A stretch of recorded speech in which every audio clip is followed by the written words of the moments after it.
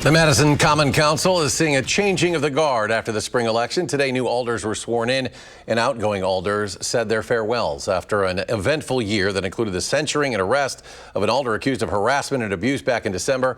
Armand Rahman was at today's meeting and has more from downtown.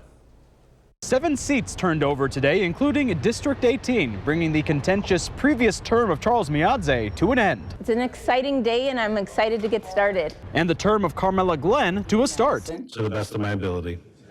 To the best of my ability. She says she's looking ahead to the future of District 18, and so are the residents who live there. What happens inside of systems, they're not real interested. There were a lot of great things that got done by the former alder as far as projects, and so hopefully to step into those and make sure they come to fruition. She says she's heard from constituents that representation was a concern when former alder Charles Miadze was removed from his committees and censured. If you want to be part of the decision making, you got to get to the table where the decisions are made.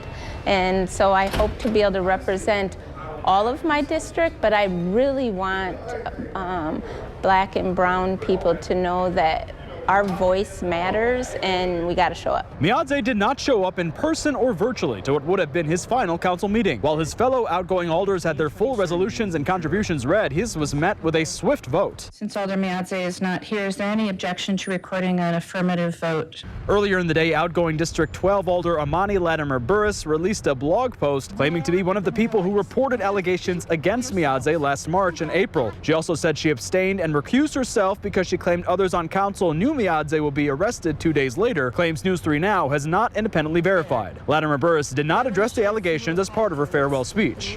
You got to be independent. You got to ignore the noise. You got to think for yourself. You got to ask a lot of questions, even if it annoys people. Glenn says she wants to focus on food access and parks for District 18. I'd love to see things like Troy Drive be replicated. Also, we have some really cool parks. Everyone thinks of the north side, they think of Warner. Reporting in downtown Madison, Armand Rahman, News 3 Now.